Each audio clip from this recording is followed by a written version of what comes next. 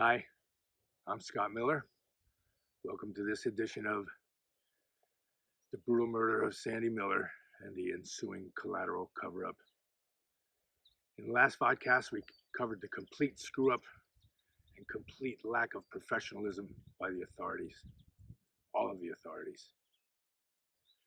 The unheard of invitations from the attending authorities, invitations to their family and friends to come and view Sandy's mutilated body while stomping around and destroying and tainting evidence, almost as if that's what they wanted to do. Probably even use the toilet. I wonder if the cops and Joe Reichel offered them a snack from my refrigerator. Sickening. We also discussed the murder weapon being left for anyone to see or even steal. I could have stolen it. Maybe they used a knife to cut up bologna and cheese for everybody. Bastards. The open crime scene. No crime scene tape, no guards, nothing. Not secured at all. Why didn't they just have a megaphone-clad circus announcer yelling, "Come one, come all, see the dead, mutilated body of Sandy Miller"? You also learned of the actions of Anna Deitch, Sandy's mother, and the absence of Sandy's father, John Deitch, that morning. Or was he there earlier? Anna didn't call for authorities for 30 minutes. More on these criminals later. This was not the last overlooked boner that Anna Deitch pulled. The way the Keystone cops left the crime scene scattered with litter and moldy coffee cups with drowned cigar and cigarette butts. Bunch of damn pigs. The fact that my wicked stepmother Gloria and my half-sister Tammy broke into my house to clean up, which I never okayed. I was never approached about it. Never even told about it until Tammy, thinking this was an actual attempt to help me, thought she was shoving this information down my throat just a few years ago. Gloria secretly did this on her own and actually implicated her own daughter by taking her with her. Tammy actually thinks this was to help me, and believe me, Gloria never helped me with anything. She did everything to freaking make me look bad.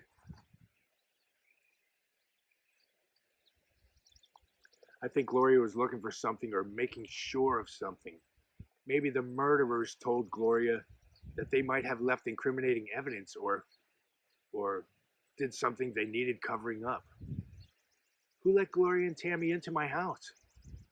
John Deitch had changed the locks on me. They didn't have a key. I surely did not have a key at the time. Gloria and the Deitches were obviously acting together. They were obviously in on this together. This will be discussed today. Unbelievable. Now, one thing I don't understand is why there were just local cops there. Where were the police? The state police? Or others with higher authority? This was a grotesque butchering of a human body. It surely should have got the interest of the highest authority. In the next podcast, you will find out exactly what the murderers did to Sandy. How anybody could do what they did to Sandy's body. And why was Earl Keller put in charge? Why was Earl Keller put in charge? A man with absolutely no experience with this type of investigation. This was a brutal murder. And he still maintains that I am guilty of the murder. I've known Earl for a long time. We always got along back in the day. I would love to know why this man still accuses me. Is it because he was Joe Reichel's neighbor and friend, and he is mad about me bringing to light criminal activity by his friend? Didn't this accusing clown pay attention? Some investigator. And a worse human being. And if you think that is harsh, listen to the interview later in this podcast. And then after ignoring the truth, Earl continues spewing lies about me. 40 years, 40 plus years of condemning me, and you will hear them today. What evidence does this man have to accuse me of this? I understand the late Nazareth police officer Paul Trotman spoke these words also in front of workers at this cement mill. I'm sure many other clueless people have done the same. But these clowns were supposed to be somewhat professional. And Earl, does your wish list contain you adding more weight on my shoulders from an uneducated guess that you made? I never gave this man any reason to accuse me, ever. And then he refuses my phone calls. What an investigator he is. Lazy and stupid. You will learn more about this guy later in an interview I've included with this podcast. So if these so-called investigators did their job, there surely must be samples taken from the house, including hair, blood samples, fingerprints. They must not want to solve this crime. DNA? So let's discuss the Reichels. Sandy's corpse was taken to the morgue, I would hope. I wasn't kept apprised of anything. Nobody told me anything. It was a big secret being kept from Scott Miller.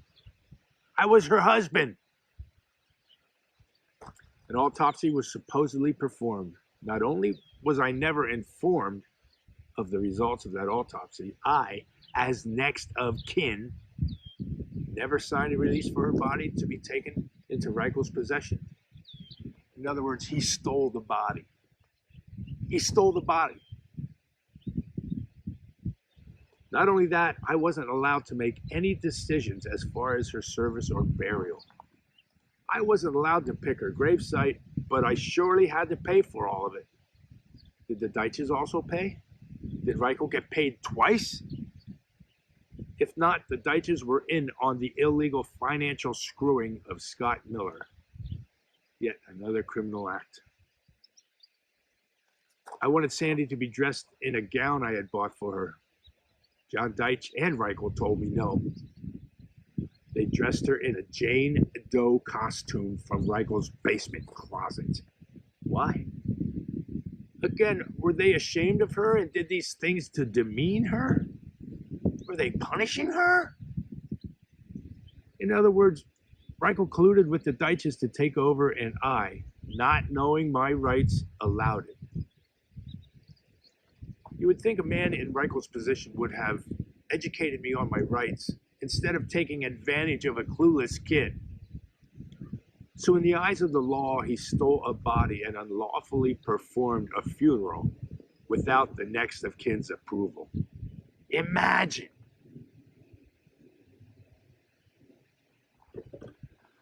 A while back, I called the Reichel funeral home and spoke with Jody Reichel.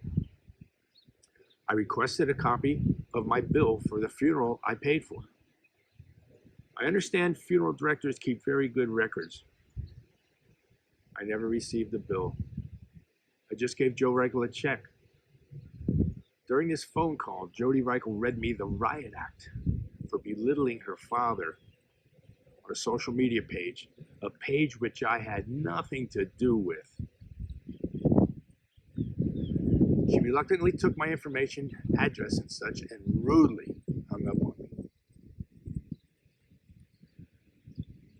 How professional is that? My wife was murdered. Well, guess what? I never received a copy of my bill. I believe the reason for that is there isn't one. There isn't a bill with my name on it. How many counts could this man have been charged with? And how many cronies was he colluding with? If I would have been told what my rights were soon after the funeral, I would have made sure there would be no more Reichel funeral.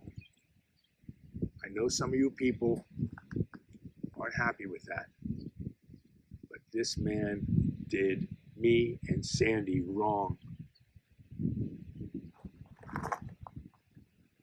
All of these parties took incredible chances, and thanks to my naivety and lack of adult help, they all got away with it.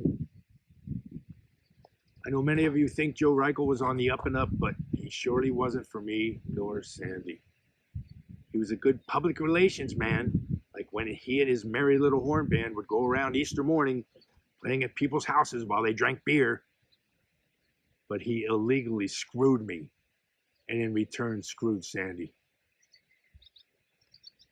And then there's good old Kevin Reichel. He let some very incriminating information spew from his mouth. That will be discussed in the next podcast. I'm still editing the interview. Weeks after the murder, I had ordered a tombstone for Sandy's grave. When I went to the gravesite, I saw that the Deitches put up this bogus tombstone before I could put one up. How lame is this?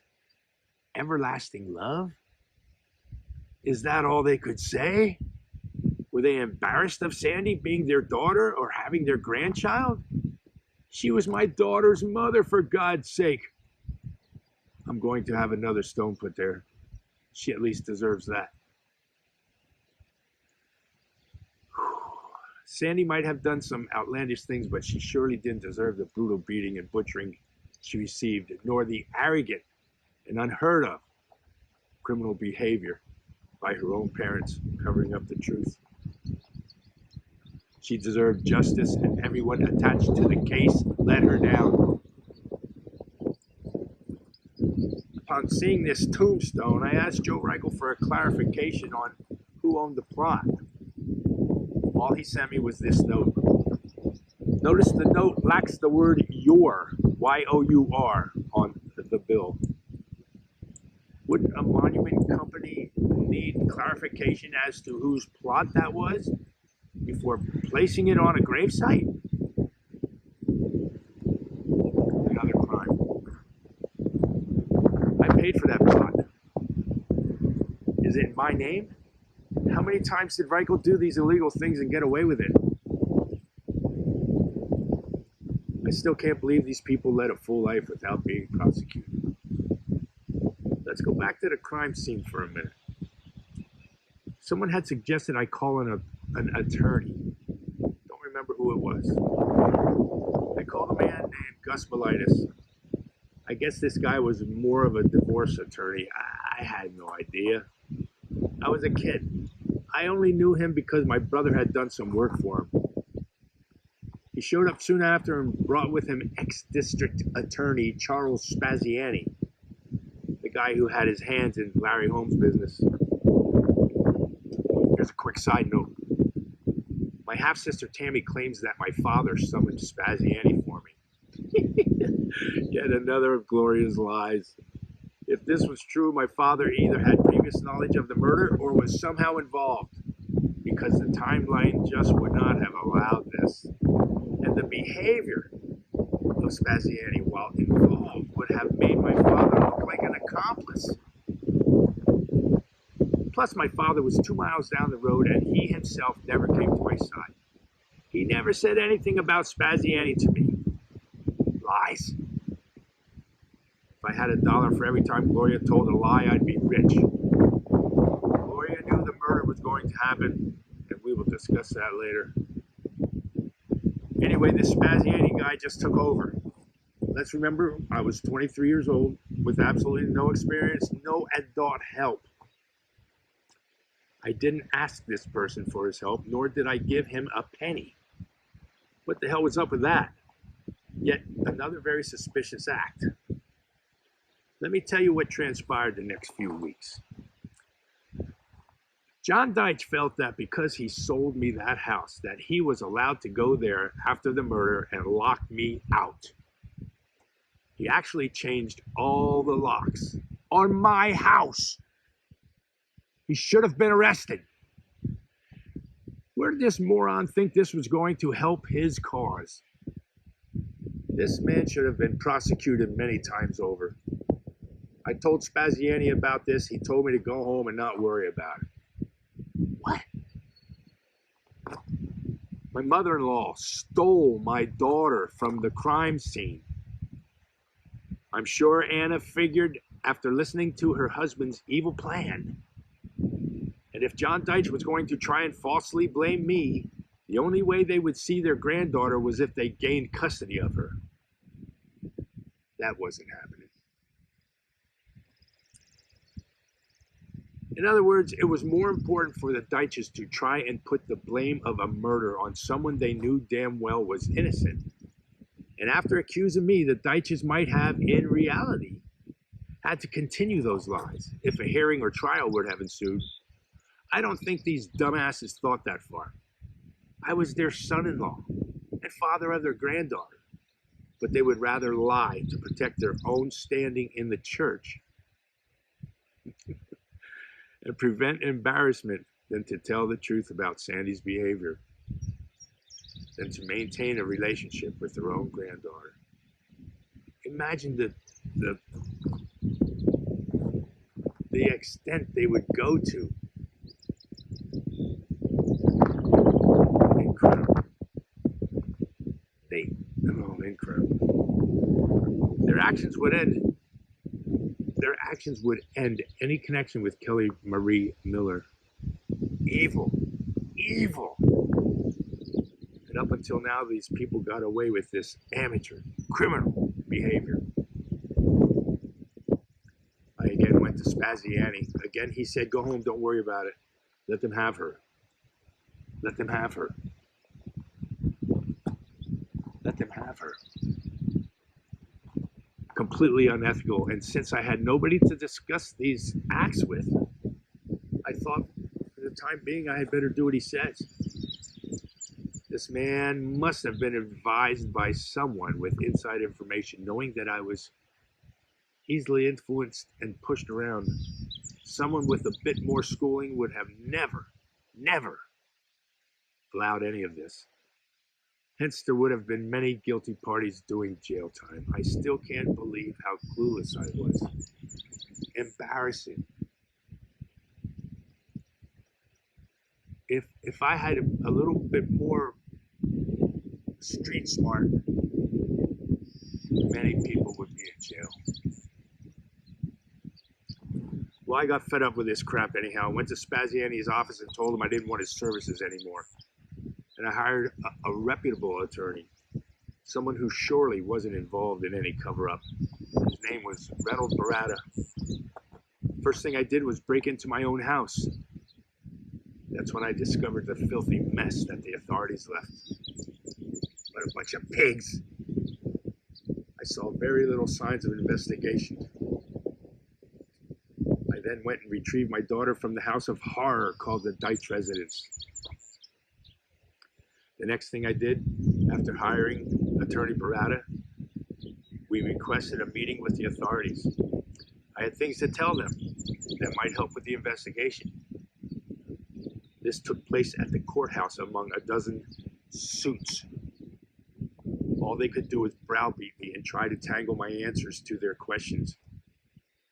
One of these guys actually told me I could not offer anything until I was cleared. They wouldn't allow me to say anything except answer their questions. Now, in theory, being cleared possibly include a trial. Am I not correct? Something was definitely smelling like fish.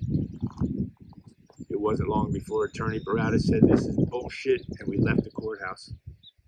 That's the last I heard from these so-called professionals. The Deitches actually tried to sue me for custody. They should have been in jail, but had the audacity to sue me. Stupidity. Of course, that didn't work. It didn't last long at all.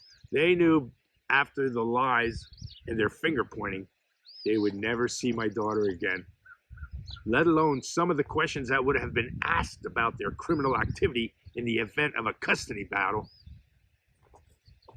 All of this did not have to be. But they chose to be criminals instead of continuing a relationship with their granddaughter. It did not have to be this way. Absolutely nothing was of my doing. And they knew this. Surely not Sandy, and my separation wasn't my doing. She was screwing my own stepbrother, for God's sake. And I think Anna knew this. Surely not the murder. And I put up with her infidelity for a long time. I even agreed to an in-house separation so she could continue her cheating escapades while I was footing the bill. And they knew that. My in-laws knew that. But they did everything and said anything to protect their own Catholic reputation, including trying to accuse an innocent man. I'm sure this haunted Anna her whole life. It must have. And I think the family knew of Anna and John Deitch's criminal activity. This is why John Deitch Jr. won't talk to me. Imagine if it was a bit more, if I was a bit more competent and versed in rights and legalities, many people would be behind bars, and I would not have allowed any of this to transpire. All of them will be named before I'm done with this vodcast. They'll all be named. At the end of the vodcast, I will put it all together. This man, John Deitch, I know I say his name quite often, and let me assure you, each time I say it, I throw up in my mouth a little bit. This man stood at the gravesite during the service without a tear. His daughter was being buried. He cried at her wedding, but could not cry at her funeral. All he could say was, and this was said loud enough for me to hear, "If you want to know who the murderer is, he's right over there," while he was pointing at me. This was at the gravesite. This was during the funeral. If somebody murdered my daughter, I wouldn't sit there and point a finger. I'd be choking the shit out of them. I'd be beating the shit out of them. Maybe killed them. All he could do was point fingers and shoot his mouth off. Thinking about this even to this day nauseates me. I wish I wouldn't have cowered to the man and took 3 steps and punched that piece of shit right in the face. Sandy's parents knew why Sandy was killed, but they couldn't tell the truth about it because it would have caused them great embarrassment. Imagine committing crimes, major crimes, just to save yourself from religious embarrassment. They got away with it because of incompetent authorities. If they think they will be allowed through the pearly gates, they are so mistaken. And this criminal, John Deitch, worked for the church. You can't make this stuff up. Unbelievable. And allow me to add the fact that Sandy and my marriage was very strange. I was a kid that was not allowed the normal process of maturing. Gloria made sure of that. I knew nothing about sex. Sandy and my sex life was very strange. I often wonder if the reason she married me was to get away from an abusive situation by her father. He cried as he walked her down the aisle to be united with a man he despised for no reason at all. There was no reason for him to act like this. Maybe he was losing his girlfriend. And again, the man did not shed a tear at the gravesite nor the viewing, as Anna didn't shed a tear the morning of the murder. How strange is that? I really think these so-called parents were treating their daughter disrespectfully and punishing her in her death for embarrassing them. You can't make this stuff up. Yet another strange occurrence transpired not long after the murder. One of my major suspects showed up at a job that I was at while working with the Nazareth paving contractor, Elko Paving. We were laying blacktop in a new subdivision. Now this job was off the beaten track, and the only person who knew where I was, guess who? Gloria. Gloria ran the asphalt plant where I picked up the material. You're going to hear Gloria's name a lot. My father was the supervisor at the plant. Anyway, I was sitting under a tree having my lunch, and who pulls up but Jodina Russo Gassler in her little Triumph or whatever the hell it was. She got out of her car, walked up and sat down beside me, and after some small talk, started asking me questions about the case and the investigation and where we were with it. And the truth is, I didn't know this person very well. Let me inject something here. I must say this again. I was a kid and wouldn't think in a gazillion years,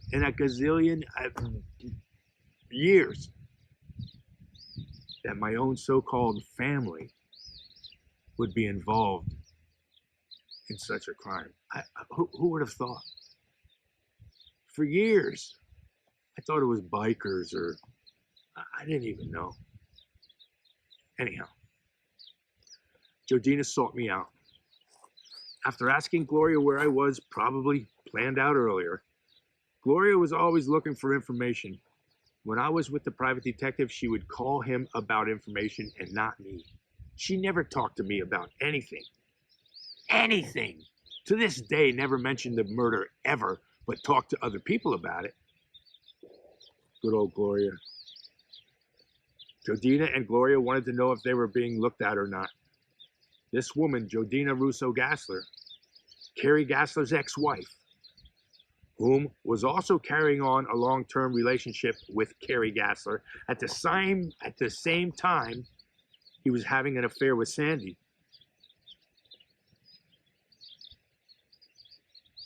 Not only in my mind had her hand in Sandy's murder, but also later went on trial for killing her own child.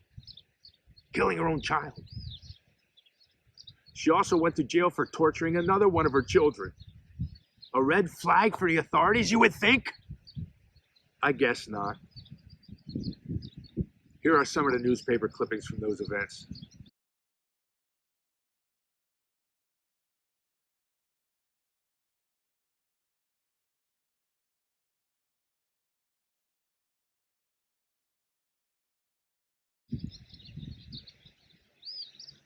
One more compelling event. Seems that Grace Mazzy, mentioned in my first podcast and will be mentioned much more, and Sue Schreiner, also mentioned in my first podcast and will be mentioned more, sought out the private detective who had supposedly been helping me. I was sent to this guy by one of the lawyers for some reason. I don't even remember. It originally was supposed to be a once and done thing, but this guy saw an opportunity to possibly, increase his stature or enhance his resume, I guess, and he kept hanging around. They called the investigator, now this is Mazzy and Schreiner, called the investigator and asked for a meeting. The investigator and I picked up Mazzy and Schreiner in Nazareth. As soon as they saw me, they got out of the car. Looking back, I should not have gone just to hear what they would have said. Damn. Hindsight. Mazzy and Schreiner. I think it's time to insert an interview I had with someone who has and still is assisting me quite a bit with my quest as far as getting the truth out to the public. She is just one of many people to come forward and help me attain information, and I want to thank her again for her time and contributions. Don't bust my chops about the video quality, as I made do with what I had and where I was at the time. The information is what is important. Here's an interview with Mindy Kennedy Allen and myself. Hi, this is Scott Miller. Today we're here with an old friend of mine from high school, grade school, kindergarten. We're part of the Tatamy Stockertown gang. This is Mindy Kennedy Allen. Can I call you that? Certainly. Mindy Kennedy Allen. Known her family for lots of years. Mindy has been very helpful in doing research and legwork, and she's been very instrumental in helping me and the investigative team in gathering information and that type of thing. And I thank her very much for it. To this day, I thank her very much for it. Very happy to do it. Well, I appreciate it, Mindy. I can't tell you how much I appreciate it. She probably done more work than me. No. So where should we start, Mindy? God, there's so many things that you came across and you gathered information. Where should we start with this? Should we start with some things that you've? The major thing for Sure. me to be here today is a conversation that I had with now District Attorney of Northampton County, Terry Houck, and that took place. The phone call took place on May 28th, 2019. He had just won the Democratic primary for DA, and he had a page on Facebook for his campaign, and I sent him a message on Memorial Day, the 27th of May, 2019, to let him know about your Facebook page, what Bronze was doing with the cold case crew. Yeah, Bronze. You'll find out this guy has been incredibly instrumental, and we'll get to Bronze, Colonel Bronze Lava, a little later. Go ahead. Okay, and I just wanted to let him know about it, that he better prepare himself, because I was positive he was going to win for district attorney, and he did. So he was very interested, and within half an hour on Memorial Day, he messaged me back. He messaged you back, the DA. Yes. Get the heck out. Assistant DA. The assistant at the time. DA at the time, yeah. His phone number for the office Tuesday morning or Tuesday to call me. So I did just that. And Wow. to my surprise, he had dug out everything. Now, he had been in an assistant DA, I believe, for about 12 years at that point. But he is originally from the Philadelphia area. Oh, okay. And he never worked on Sandy's murder. All right. So do you think? Big office. Do you think he knew anything about it at all? No. Oh. But he must have started immediately on Memorial Day, because he was very up to date By the time. by Tuesday. Wow. And we spoke about several things that I won't bring a lot of it up right now. It's not pertinent. But my concern was the way Scott has been treated by a lot of people who still believe that you're one of the people, you murdered Right. Sandy. Well, this has been one of my complaints for a long time. It was mentioned slightly in the papers. It was mentioned like very slightly one time Scott has passed the Pennsylvania State Polygraph, but that was it. Correct. So, what he told me towards the end of our conversation was, Mindy, Scott Miller hasn't been a suspect for decades. Imagine. Decades. People in Nazareth who gossip and are still blaming Scott. Did you just hear that? I know Terry Houck will probably back me up on that. I like Terry Houck. Let's just keep that there. So, we ended our conversation. I immediately spoke to you and to Bronze. Somewhere during that time, okay, the subject of Earl Keller came up. Earl Keller being Former police department member in Nazareth, and he had been put in charge of Sandy's murder. I don't know what the time span was after the murder. At some point, he was put in charge. Okay, keep so going. I'm going to do something here. Scott had always told me that Earl Keller had told him, pulled him over one day after the murder. Scott was in his work truck, and it said that anytime you want to talk, Scott, I'd like you to come Right. and talk to me. Correct. That was many, many years ago, obviously. Scott would now like to speak to Earl Keller. Now, I know Mr. Keller. My father was friends with Mr. Keller. I like Mr. Keller. I have my doubts about him right now, but I did phone him maybe an hour after I spoke to Terry Houck, because you wanted to talk to him. Right. I did not know that Earl had had major heart surgery. But his wife said he's out for his first walk, Mindy, but I'll have him return the phone call when he comes back. And he did just that. I have to interject here. I called him too. He won't talk to me. Right. Keep going. So I told him what I was doing and what I am asking for Scott. Would you please talk to Scott? I'm leaving a lot out of the conversation. Earl said he believed because even though he was retired, and I'm going to try and say this with a straight face, that he could not discuss anything with Scott. And besides that, Mindy, Scott is guilty as hell. And Earl Keller said that to you. Earl, I just got off the phone. What a loser. With Assistant DA Terry Houck, and he told me, after reading through the case and everything in the DA's office, that Scott hasn't been a suspect in decades. But he refused to speak to Scott. That was the end of the conversation. I did not want to argue with him because of the fact that he had just had heart surgery. But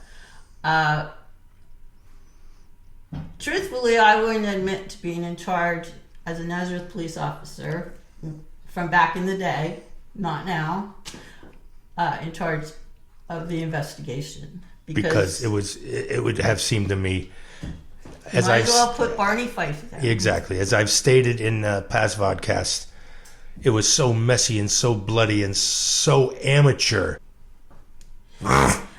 So I just really wanted to come on here. One of the main things. You know, as bloody and brutal as this is, I just got to say, this should have been something that the FBI should have been investigating this. Absolutely. You know, why didn't any very much higher ups get involved with this? It's just beyond me. And I asked Terry Houck when he made that statement to me, why didn't the DA's office, meaning John Morganelli, who was In the office. district attorney for quite a few years, why didn't he ever state publicly that Scott wasn't a suspect? And Terry said, Mindy, you should know this. And he's right. I worked part-time for PennDOT for several years. That is up to the state police because they took over the investigation. And the state police trumps county. And he explained to me what the DA's office actually does. That when the police departments or the Pennsylvania State Police have something going on, like a murder or any kind of crime, and they come to the DA's office and they say, this is what we have, can we get such and such from a judge with this? The DA's office does the legal end of it and tell them what they actually need to get the charge or whatever. Right. So Terry Houck was absolutely correct. Fast forward, I went with Scott to the state police because over a course of a few months while Scott was down south, I fielded phone calls from people who wanted to bare their souls and tell me things that they knew. I went with Scott and I had to pass it along to the state police what was told to me. Some of it was repeated and they called some people back in who they had already previously spoken to. Okay? However, I asked at the end of that meeting, because Scott stayed with me, why didn't they, as the state police, make it public that Scott was innocent and not considered a suspect? Well, and they said that was the district attorney's responsibility. Yeah.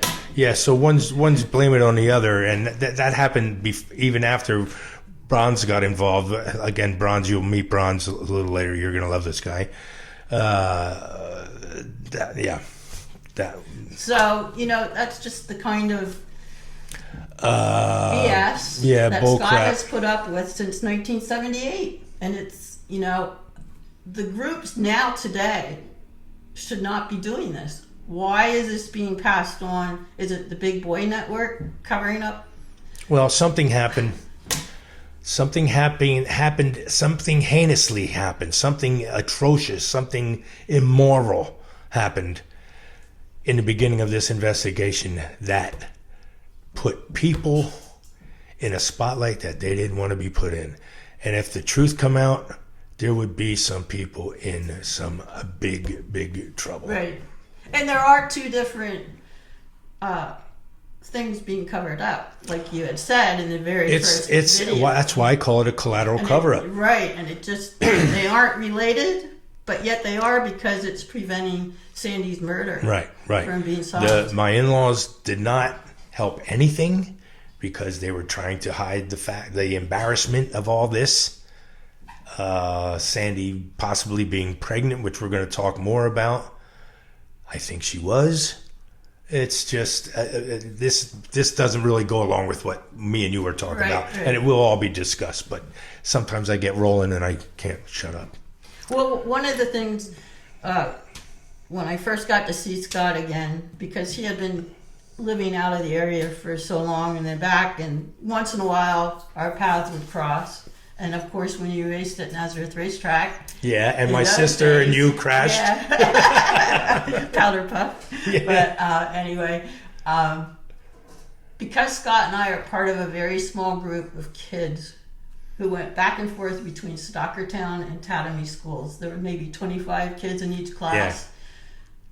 And even though some of us might not like each other or might not be friends right now, we still have each other's back. Yeah. Because we've been together since we're such little kids till 6th grade. And it was so few of us. Yeah. In that little schoolhouse. Right. And we spent so much time together, and then we all had birthday parties and all went to each other's birthday parties. Yeah. And it's just, I knew immediately when I heard about the murder, I'm a native of Nazareth, I knew that Scott didn't do it.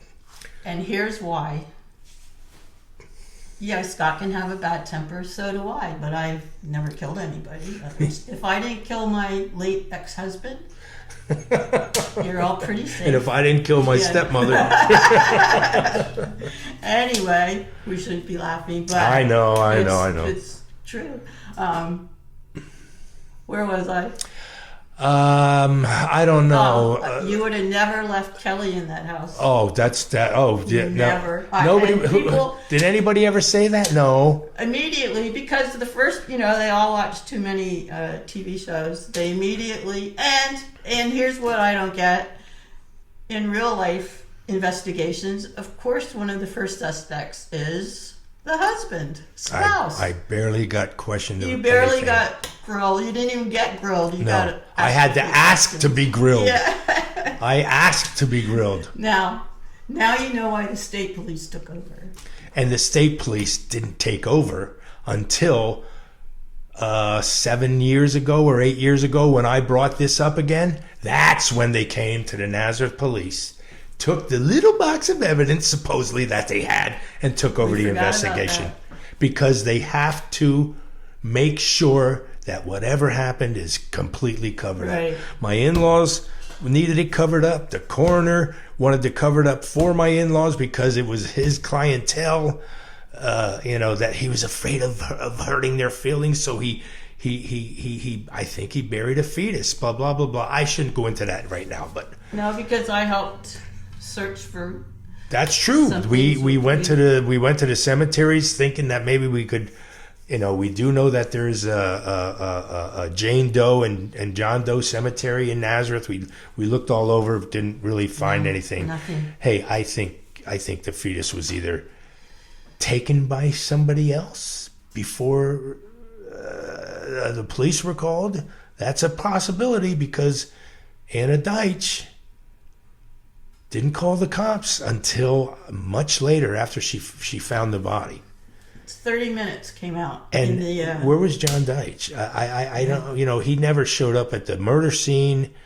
I think he was there before. but we'll talk about all that later. Yeah. Yeah, we're getting ahead of ourselves Later. here. Yeah, it's hard not to. I know it's hard not to. Me and Mindy have talked about this so much that And we don't always agree. We don't always agree. Yeah, we don't always But agree we on listen anything. to each other's She's a point. Democrat, I'm a Republican. No, not that.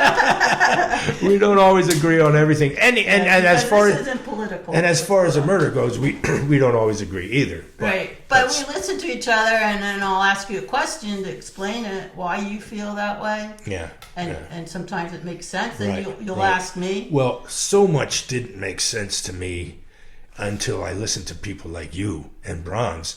And then at first I'd say, that's crazy.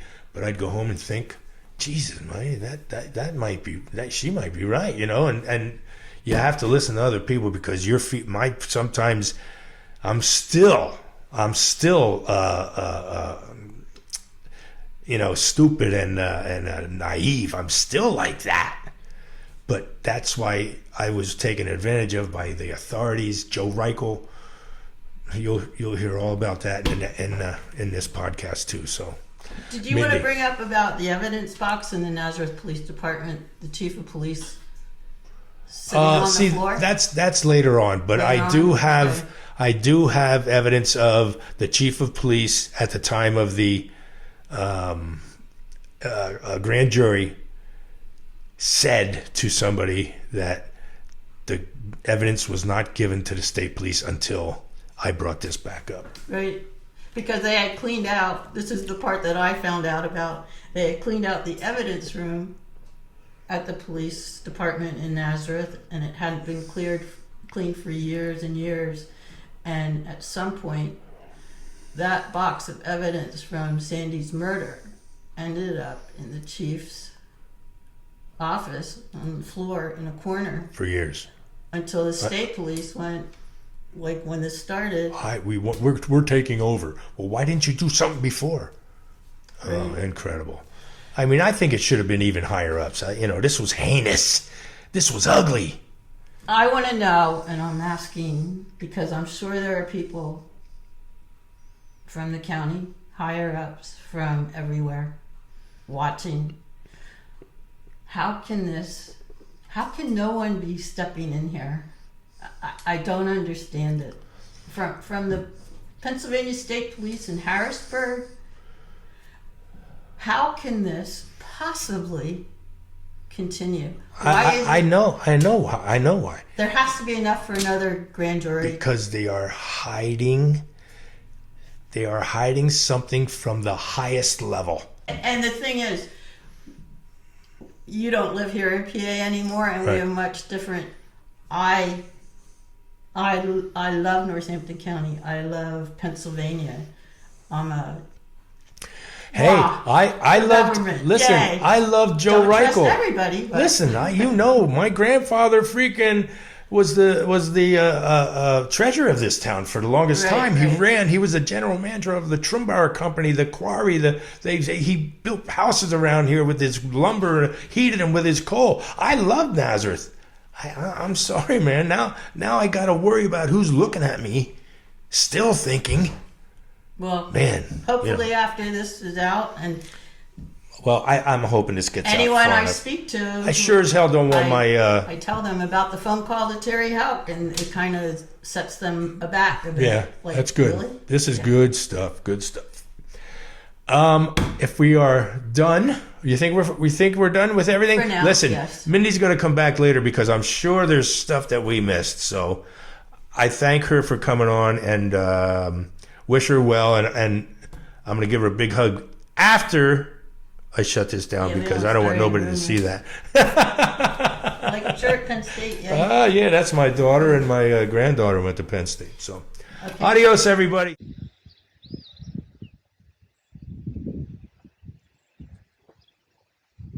This interview totally and completely speaks for itself. Thanks for all the help, Earl Keller. Thanks for all the help, Terry Houck. I know it's been a while since the last podcast, but this is something that awakens my anxiety, and that's something I don't enjoy. I'll try to get the next one out a bit quicker. On another note, the Honorable Steve Barata is running for Northampton County DA. I've known this man for many years, and he is a very competent, experienced public servant. And I'm sure if he does become DA, he will listen to me and help me with this case. He has years of experience on the bench, and he would be a welcome addition to the county justice system. Vote Steve Barata for DA. You know, I never had time to mourn Sandy's death, even though she did the ghastly things that she did. For some reason, I still cared for her. I don't know why. I felt like I wasn't allowed to mourn. I'm an emotional person, and all I could do was cry at the viewing. After listening to John Deitch's uneducated, dumb as a stone criminal mouth at the gravesite, I was scared to death. Dealing with Gloria all my life made me think that anybody of an adult age, even if they were an adult with the IQ of an ice cube, was to be obeyed and believed. I allowed people to intimidate and influence me in the worst way, even more so if they knew I was the naive person I was. Probably somewhat still am. Many years went by as I tried to live a normal life. But evil people use the unsolved murder against me, even spouses. Those will be discussed in the next Vodcast. And then there was a grand jury investigation. So much more on that subject. If only I knew then what I have learned since then.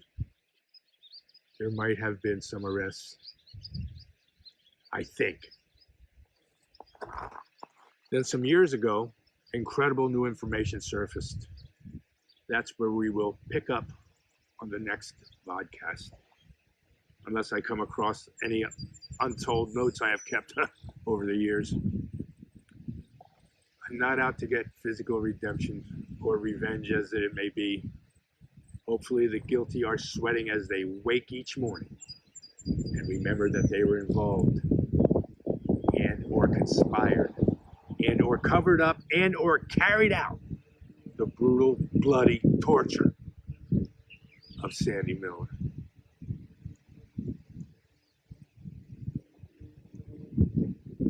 I understand one of you murderers already went off the deep end, and I'm not talking about the matriarch's dementia, which was in my eyes getting exactly what she deserved. Yeah, there's going to be some pissed off people, but sorry. Your family is full of murderers, and these murderers were lucky enough to keep a few of you in the dark all these years. And Gloria succeeded in keeping my kids from knowing their cousins. That was the saddest deal of all. Gloria figured if she could attain the minimal amount of contact with me, it would result in the least chance of secrets being exposed.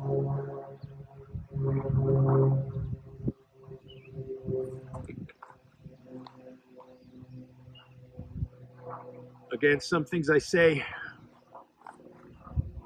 are aimed directly at guilty parties. At the close of my last podcast, the quilt patches will all be sewn together. And if nothing is done about this, we will know why. Thanks again for your interest, and as always, may the guilty be suffering, whether dead or alive. That's how I feel. I try to be a forgiving person, but not with all the bastards involved in the brutal murder of any person. Comment and share so we can get this out to as many people as possible. If there's anybody out there with questions or want to clarify anything, don't be afraid to contact me. Or comment. I'm almost guaranteeing I know the answer to any question, whether it be positive or negative. I really do not care. I know what the truth is. It took me a long time to realize it, but it all fits so tightly that any low-level sleuth should have been able to solve this. I'm just a guy who loves music, fast cars, making love to my woman under the stars. And yeah, that's my next song. Also, in the next podcast, you'll hear about the private detective that was supposed to have been helping me, but he was actually screwing my little sister. I'm telling you, this is all beyond belief. But as God is my witness, this is everything as I have seen it, as I have witnessed it. I have made nothing up. I'm not quite creative enough to invent such a story like this. It took me 40 years, 40 plus years, to figure this all out, for God's sake. Again, thanks for watching, whether you be innocent or guilty. And you all know how I feel about the guilty. I can't believe they got away with this, but they will be judged. Don't be shy about making comments, and please share if you would. Just remember, this vodcast is aimed at the guilty and not to condemn Sandy. But I must tell the truth of her behavior to substantiate things. The guilty's names must go down in the Nazareth history books, all of them. Not unanswered, like the poor brother and sister back in the 50s, or the defenseless little girl who was sacrificed many years ago in the West End. I know the authorities are watching this. Please come to me if you want to actually solve this. I have many facts that have not been heard. They don't want to solve this. I was going to save this information, but I did try to get some help from the present Nazareth Chief of Police, Randall Miller. But when I called him, all he could say was, "I'm sure they did everything they could back then." End of conversation. As if it happened in 1920. I'm sorry, but that is being lazy. And again, maybe stupid. Incredible. The sitting chief of police won't help me. Are you kidding? Completely ignoring a brutal murder and cold case in your town. You can't make this stuff up. Thanks, Chief. To all my friends and real family and followers that I don't know, hope you have a great day. To all the guilty, I hope you choke on a hot dog. Why not? Just saying. Well, thanks for watching, everybody. I appreciate it. Good night.